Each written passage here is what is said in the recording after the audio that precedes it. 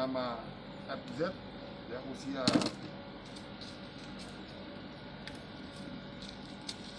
42 tahun, ya, swasta, alamat Jalan Andrean Komplek Puri, Impian, Kecamatan Sukarame, Kota Palembang. Ya, pekerjaan swasta, beralamat di Jalan Tegal, Binangun, Kota Palembang. Adapun modusnya adalah pada saat korban mengendarai kendaraan dipepet oleh satu unit kendaraan yang berpenumpang 2 orang, kemudian dilakukan atau disiram dengan menggunakan cuka parah dan mengambil kendaraannya.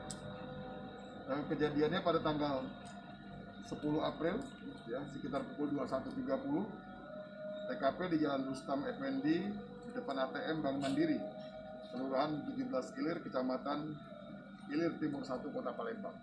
Ya. Saat ini tersangka yang kita amankan baru 1 orang, ya.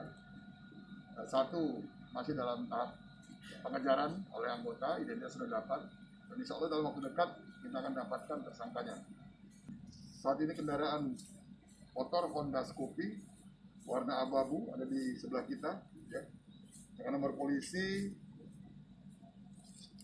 BG3450ABL, ya, yang kita amankan. Kemudian 1 unit helm warna hitam merek NHK, kemudian 1 celana panjang milik korban, ya, milik tersangka, milik pelaku, ya, warna abu-abu. Ya.